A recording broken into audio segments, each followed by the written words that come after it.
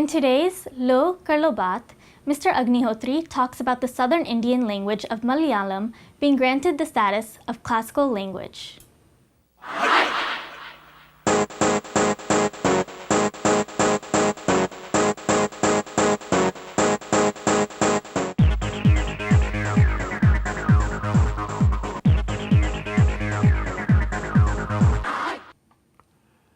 नमस्कार और कार्यक्रम के मलयाली दर्शकों को मेरा खास नमस्कार और कॉन्ग्रेचुलेशंस। मलयालम को क्लासिकल लैंग्वेज का दर्जा दे दिया गया है। समय समय पर केरल की सरकारें इसकी मांग करती आ रही थीं। कहने को इसका सिंबॉलिक महत्व है, लेकिन इसके अपने फायदे भी होंगे। मलयालम के प्रसार प्रचार के लिए साधन मुहैया कराए जाएंगे और इसके प्रसिद्ध लेखकों को पुरस्कारों से सम्मानित भी किया जाएगा। 9वीं शताब्दी से पहले केरल का कोई साहित्य नहीं मिलता। यूं महाभारत, रामायण और कालिदास की कृतियों में केरल का जिक्र है। कुछ विद्वानों का मानना था कि मलयालम को मध्यकाल में तमिल भाषा की उपशाखा के रूप में माना जाना चाहिए, लेकिन मलयालम का अपना शब्द भंडार है, छंद है, ग्रामर है, काव्य शैली है। आधुनिक काल में वल्लतोल, कुमारन आशान और उल्लूर परमेश्वर अय्यर ने इसे और भी प्रतिष्ठित किया, और वल्लतोल ने तो संस्कृत को छोड़, जिसमें वो पहले लिखते थे, मलयालम भाषा के कवियों की प्रारंभिक शैली को अपनाया। इन साहित्यकारों ने पश्चिमी प्रभाव तो लिए। वल्लतोल ने तो मर्चेंट ऑफ वेनिस का रूपांतर भी किया। वो बहरे हो गए थे अपने दोस्त की मदद से। आशान, वर्ड्सवर्थ, शैली आदि अंग्रेजी कवियों से प्रभावित थे, लेकिन इन लोगों ने अपनी भाषा नहीं छोड़ी। उसी का आज यह परिणाम है कि आज मलयालम संस्कृत, तमिल, तेलुगु और कन्नड़ की पंक्ति में जा खड़ी हुई है। मलयालम ने हमें एक से एक उत्कृष्ट लेखक, नाटककार, कहानीकार, उपन्यासकार दिए हैं, जिनके नाम यहाँ गिनाना समयाभाव के कारण संभव नहीं है। लेकिन आज यहां इस विषय को एक अन्य कारण से भी उठा रहा हूं। केरल, आप जानते ही हैं, भारत का एक ऐसा राज्य है जहां 100% लिटरेसी है, और अंग्रेजी भी उतनी ही बोली जाती है जितनी कि मलयालम। अंग्रेजी वहां सिर्फ अभिजात वर्ग की, एलीट की भाषा नहीं है। केरल वासियों को दुनिया से जोड़ने के लिए वहां अंग्रेजी की पढ़ाई अनिवार्य मानी जाने लगी है।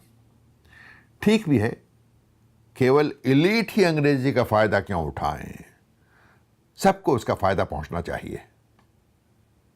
पर मेरे एक मित्र का यह भी कहना है कि केरल में अंग्रेजी सब समझते हैं, सब लोग समझते हैं। देखना, वो एक दिन वहां की दूसरी नहीं पहली भाषा कहलाई जाएगी। मुझे ऐसा नहीं लगता, लेकिन अंग्रेजी के बढ़ते प्रभाव को लेकर चिंता तो होती है। कहीं ऐसा ना हो कि दुनिया से जुड़ते जुड़ते हम अपनी ज़ुबान ही न भूल जाएं और हमारी भाषा क्लासिक बनते बनते क्लासिक ही हो जाए, विलुप्ति हो जाए।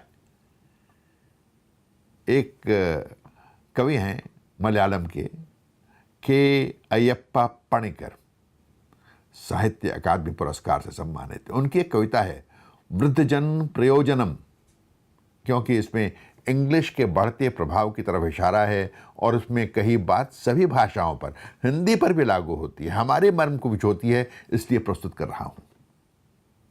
उसका हिंदी अनुवाद कुछ इस तरह है। माय डियर डैडी, मलयालम लिखना कितना कठिन है। आशा है आप वेल होंगे। यहां भी सभी ठीक है। एक खास बात है डैडी, हस्बैंड ने कही है। वैसे सुकु का ही नहीं, मेरा भी यही विचार है। मम्मी तो चली गई, डैडी अकेले हैं। क्या भी इतने बड़े घर की जरूरत है? आपके रहने के लिए एक जगह खोजी है। आपके जैसे लोगों के रहने के लिए वृद्धजन समथिंग ओल्ड एज होम कहने पर आप समझ जाएंगे। हमारे नेबर्स के मम्मी डैडी भी वहीं रहते हैं। 3 टाइम खाना और टीवी भी, कभी कभी 4 बजे समोसा भी मिलेगा। डेथ की खबर देने के लिए फ़ोन भी है। हमारा आना मुश्किल है। बच्चे तो इंग्लिश मीडियम में ही हैं, मलयालम सुनना भी पसंद नहीं। आपके होम में आने पर घर की ज़मीन के अच्छे दाम मिलेंगे। 2 वीक बाद सुकू आकर आपको होम में डाल देगा। बैंक में ज़्यादा पैसे मत रखना, कल का किसे मालूम, शेयर खरीद लेंगे। बेबी डैडी की गिफ्ट पर कितनी खुश होगी, आपको भी फील नहीं होना चाहिए। मुझे इंग्लिश मीडियम में डालने वाले आप ही तो थे। अब तो मुझे इंग्लिश ही पसंद है। वेरी गुड लैंग्वेज, वेरी जल्दी सीख लेते हैं, गलती का भी पता नहीं पड़ता। अब शॉपिंग के लिए जाना है, हॉर्न बज रहा है। अच्छा डैडी, फिर होम में ही लिखूंगी cheer you. Bank, baby, share, बुरा मत मानना। आपकी सुमी जी पॉल। कैसी लगी कविता? लो कर लो बात।